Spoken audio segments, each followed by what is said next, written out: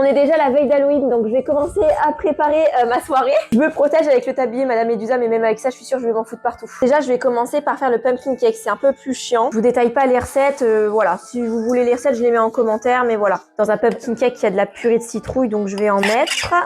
J'ai mis tout ce qui est épices, vous savez, un peu du style cannelle, noix de muscade, gingembre. J'ai un moule en silicone en muffin, mais je vais mettre des petites cassettes à l'intérieur d'Halloween. Je vais les remplir, mais que à moitié, parce que si j'ai bien appris un truc dans mes soirées d'Halloween, c'est qu'il n'y a pas besoin de mettre des gros gâteaux.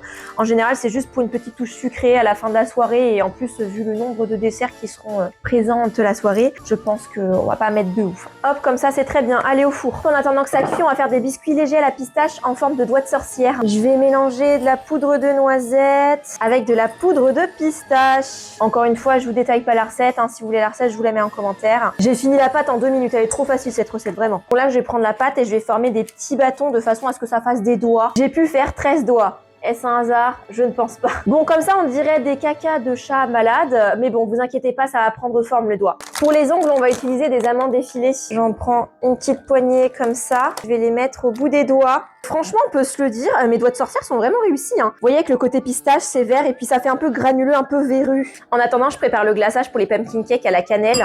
Je mets un peu de fromage blanc avec du Saint-Moré. Et puis je mets du sucre glace, beaucoup de sucre glace. Alors par contre pour ça je vous mettrai pas les doses parce que moi c'est au visuel. Je le fais vraiment à l'œil et en fait jusqu'à ce que ça devienne la texture que je veux. Je mets juste un peu de cannelle dans le glaçage. Vous voyez, il faut que la texture du glaçage soit comme ça. Hop, les muffins ont tiédi, je vais pouvoir mettre le glaçage par-dessus. Et là mes doigts de sorcière ont fini de cuire, ils sont trop beaux. Et franchement, osez me dire que c'est pas stylé.